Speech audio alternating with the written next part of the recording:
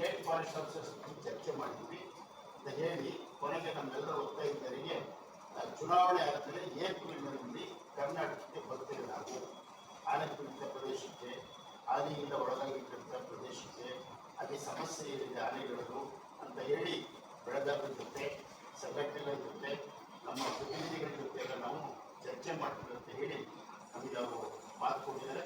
ಜೊತೆಗೆ ತಾವು ಹೇಳ್ತಿರ್ತಕ್ಕಂಥ ವಿಷಯಗಳನ್ನು ಮಾನ್ಯ ಅರಣ್ಯ ಸಚಿವರ ಜೊತೆ ಕೂಡ ನಾವು ಚರ್ಚೆ ಮಾಡ್ತೀವಿ ಅಂತ ಕೂಡ ನಮ್ಗೆ ಹೇಳಿದ್ದಾರೆ. ಅವ್ರ ಜೊತೆ ಚರ್ಚೆ ತುಂಬ ಪಾಸಿಟಿವ್ ಆಗಿದೆ. ಆದರೆ ಅಧಿಕಾರಿಗಳು ಕರ್ನಾಟಕ ರಾಜ್ಯದ ಅರಣ್ಯಾಧಿಕಾರಿಗಳು ಸರಿಯಾದ ವಿಷಯದಲ್ಲಿ ಮಾಹಿತಿ ಕೊಡ್ತಿಲ್ಲ.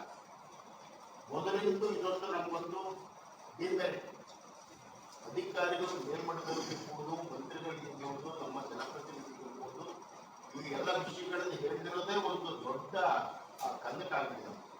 ಅದಕ್ಕೆ ಅವ್ರು ಏನು ಬಂದಿದ್ರಿ ಅವರು ಹಿಂದೆ ಬರ್ತೀವಿ ಅಂತ ಈ ಥರ ಹೇಳಿದ್ದಾರೆ. ಒಟ್ಟಾರೆ ನಮ್ಮೆಲ್ಲರ ಹೋರಾಟ ಅಂತ್ಯಗೊಳಿಸಬೇಕು, ಶಾಶ್ವತ ಪರಿಹಾರ ಆಗಬೇಕು ಅನ್ನೋದಷ್ಟೇ.